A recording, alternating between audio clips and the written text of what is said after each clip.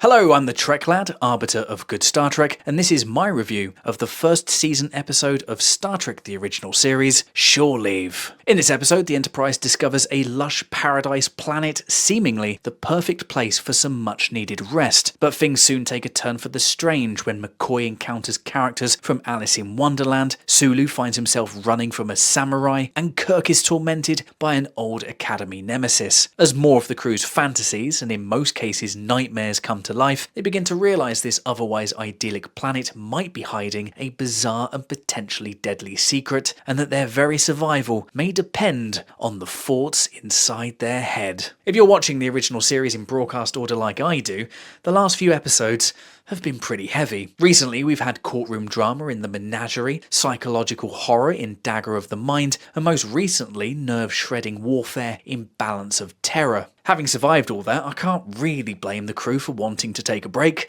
I think we all needed one too. And so we have Shore Leave, written by Theodore Sturgeon, although heavily rewritten by Gene Roddenberry, an episode that attempts to deliver much lighter, more whimsical sci-fi action. In theory, the episode's concept sounds pretty great. A surrealist dream turned nightmare, and another chance to get inside our heroes' heads to better understand their wants and needs. But in reality, this is one of the messiest episodes of the series, a real scatterbrained hour which comes with confused storytelling, a tone that's all over the place, and some really sloppy mistakes that somehow made it into the final product. Always trying to find some positives to talk about, there are, of course, a few things that I quite like. The episode makes good use of its outdoor shooting locations, the Africa USA Nature Reserve, providing a beautiful setting that the episode makes the most of. The episode also marks the first of many treks to be filmed at Vasquez Rocks, an instantly recognisable location that would go on to appear in countless episodes, feature films like The Voyage Home, and modern shows as recent as Picard's first season. We also get a handful of moments that continue to showcase the strong chemistry among the crew, with Spock and McCoy conspiring to get a clearly burned out Kirk down to the planet for some much needed R&R. Now, while that would turn out to be pretty far from the case, all this does give us a standout moment where Spock smartly outmaneuvers the captain into taking some leave. It's a genuinely funny moment where we see Spock's warmer side, and another important building block in what would ultimately become sci-fi's greatest bromance. It's also great to see Bones get some time to himself, having been limited to small but important appearances in recent episodes. Here he gets a sweet romance subplot that allows DeForest Kelley the chance to showcase his southern gentlemanly charms. You love to see it. Most of the fantasy elements, Alice in Wonderland characters, magic guns, fighter planes, a random woman for Kirk to make googly eyes at, and Don Juan do feel a bit half-baked, but Kirk's run-in with Finnegan, a bully from his academy days, stands out as the most effective exploration of the planet's strange powers and its effect on the crew. I mean, it's still not great, like the other elements, it comes with a clunky and forced setup, but it's still the best thing here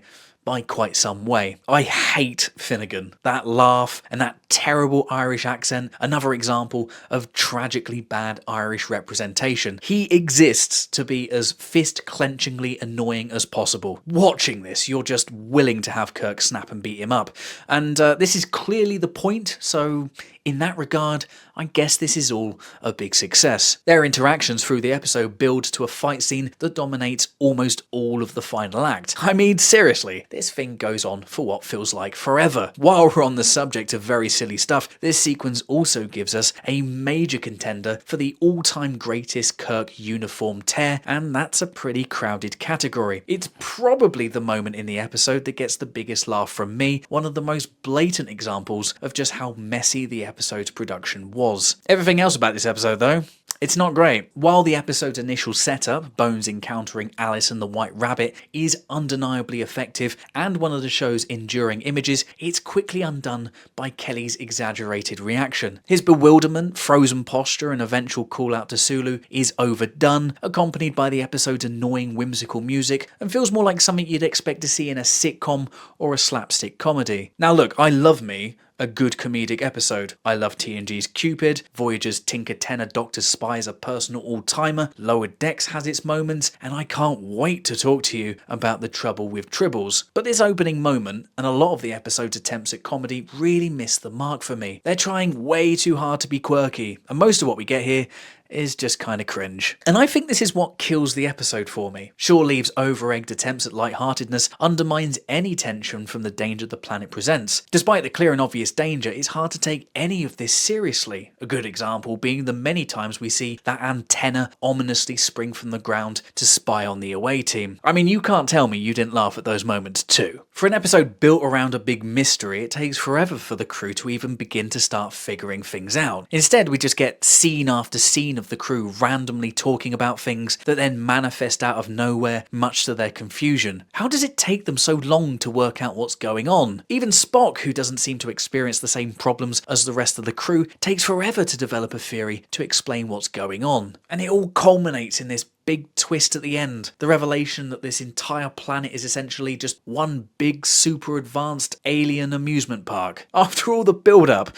all the confusion, all the ridiculous encounters, we just get an old man walk out of a bush to explain that this was all just for fun. No deeper mystery, no sinister twist, just aliens running what basically amounts to a really poorly signposted Disneyland. There's no explanation as to how any of this works because, well, it's above us humans. And then we get the sudden reappearance of McCoy, who turns out didn't actually die in one of the episode's more effective dramatic moments, but was just whisked away for some off-screen pampering or something. He reappears out of nowhere with two women on his arms, a bit of a jarring visual that instantly kills all the sweet chemistry he had with Yeoman Barrows, who immediately reverts to Trek's other female character trait of being aggressively hostile towards any other woman who happens to exist. This isn't just an anticlimactic ending that comes out of nowhere, but it's also a rare moment of early Star Trek that feels anti-intellectual, something that's perfectly summed up as the episode ends with Kirk who just laughs. And it's not that warm and charming laugh. No, this is more of an awkward, forced, I have no idea how to react, so I'm just gonna laugh.